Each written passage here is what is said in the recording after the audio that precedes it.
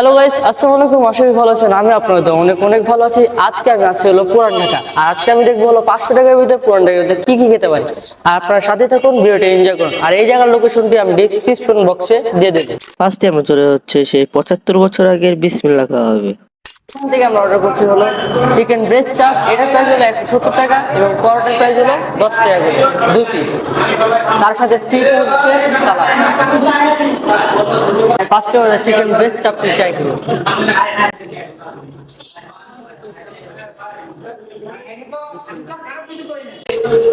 Chicken ভালো মশলাদার এবং ভিতরে সফট অ্যান্ড জুসি। চিকেন চাপটি মুখে লওয়ার সাথে হালকা স্পাইসি ধাক্কা এবং স্মোকি ফ্লেভার কারণে ওভারঅল চিকেন চাপটি আমার কাছে বেশ ভালো লেগেছে। চিকেন চাপটা এখন পরোটা ট্রাই করবো, দেখবো কেমন হয়।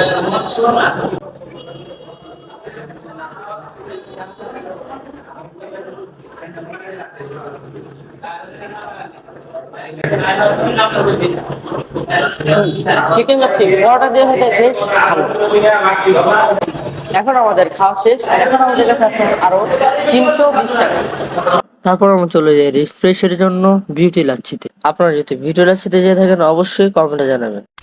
তাই এখান থেকে আমরা অর্ডার করি বিউটি লাচ্ছি এবং লেমন ড্রিঙ্ক এবং ফালুদা।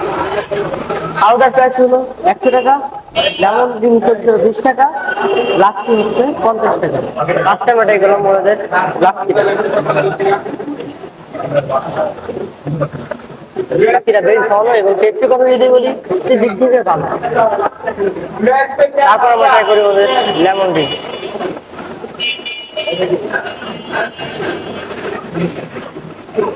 লেমন ড্রিঙ্কসটাও ভালো।